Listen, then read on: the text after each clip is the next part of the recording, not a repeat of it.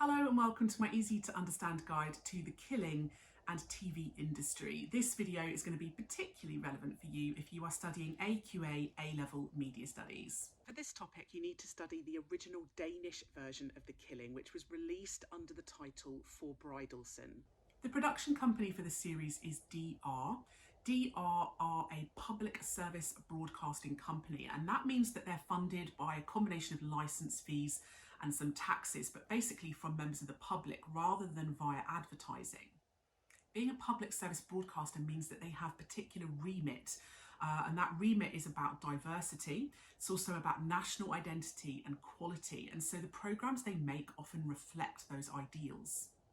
It therefore makes sense that the show has a huge amount of locations showing off Danish landmarks and culture. And actually, the local Danish tourist board really played on this by advertising tours that audiences could take of locations involved in the series.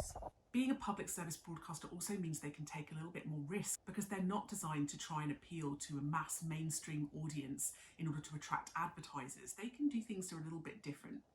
DR is a very big company. They have 3 TV channels, 7 radio stations, various online channels as well. So a very big company, and that will give them access to a lot of resources and facilities. Because the programme was primarily made by DR, in Denmark, the show was broadcast on DR1, their main channel.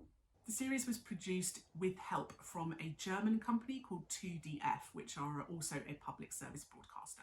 International co-productions where 2 companies from 2 different countries work together to produce a programme or a series are increasingly common, and that's because they can share the risks, share the money and the finance involved, and they can also help to work together to try and distribute the programme on a more global basis. The company obviously was interested in trying to reduce the risk of the show slightly. So for example, they did cast some people who would appeal to audiences and bring in some of their pre-sold fans. Sophie Grabel, she had a history of playing kind of quite emotionally bold characters, and that would have brought with her some of her fan base. In fact, her character, Sarah Lund, was so popular with audiences that a lot of the marketing materials really focused on her character, placing her front and centre in the posters, making sure she's highly featured in the trailer, and using the actress at various events in real life. But it could still be considered quite a risky project. A lot of the cast were unknown in England and in a lot of global countries, so that would have made it harder to sell or distribute globally. And the fact that it's a foreign language show and it's subtitled makes it very hard to sell as well. We often think of global audiences as actually not being very engaged by subtitled programming. A lot of people find it quite hard to watch. So that would have made it feel quite risky as well. Previous programmes like Wallander had created quite a cult following for Scandinavian crime shows, and so the fact that they've chosen this genre to work in suggests that they know that there is slightly less risk from this because there will be some pre-sold fans of this kind of genre. And this strategy really did work because after The Killing had been broadcast in the UK, it led to a huge range of more Scandinavian and Nordic dramas becoming very popular within the UK. They carefully controlled the release for the show as well, which is something Hesmond Howell says that people should do to reduce risk. So for example, they released the first 10 episodes between January and March in 2007, and that kind of helped to drum up hype.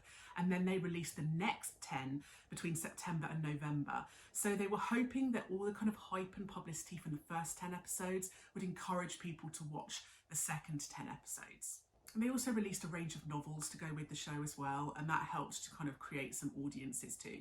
There was some limited marketing on social media, but it didn't span social media the way that some programmes are marketed. ZDF did make quite a detailed website to promote the show that had lots of behind-the-scenes content.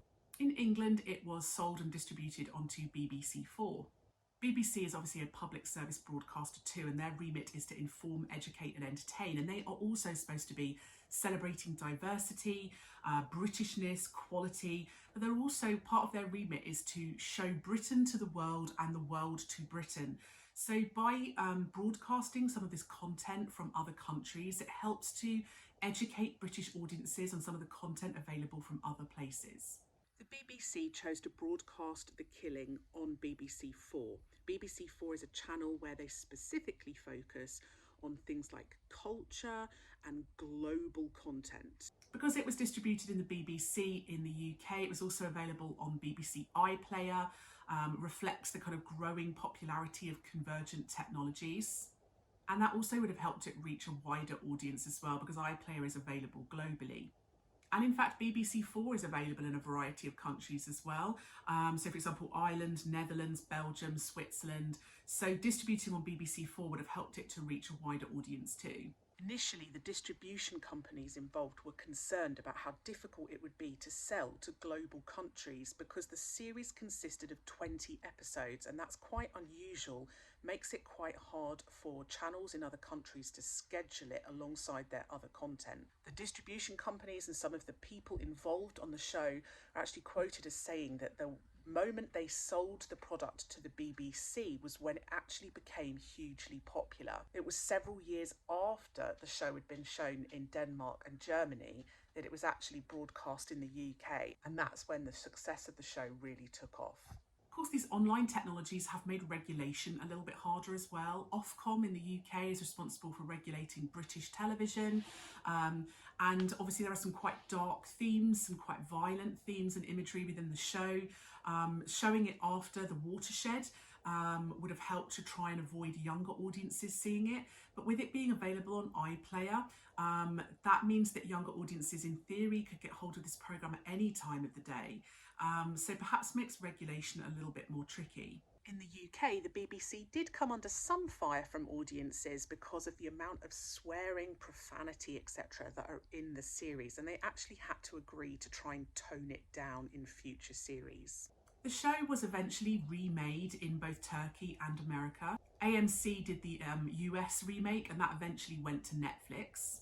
When the American version of The Killing was cancelled by AMC, Netflix actually agreed to finance and produce the 4th series, and this reflects the growing strength of streaming giants in the TV industry. And I think the reasons for that is actually one of the actresses is quoted as saying that American audiences really hate subtitled programmes, so remaking it with a US cast would have helped to target those US audiences who often veer away from foreign language programming. The fact that the series was remade for Turkish and Egyptian audiences may also reflect the difference in cultural contexts of what's allowed and what's accepted in other countries. For example, if you look at the posters, it's clear that perhaps the female protagonist does not take as much of a central role in the series produced for those audiences. The show did have quite a global distribution. So for example, it was distributed in the UK, Australia, Belgium, Brazil, Canada, Germany, Japan, Russia, Spain,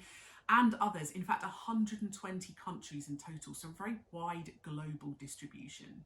So that was my easy to understand guide to the killing and industry. Don't forget to subscribe to my channel for other videos that might be relevant for you. And if you would like a video that I don't already have, leave a little comment below and I'll see what I can do.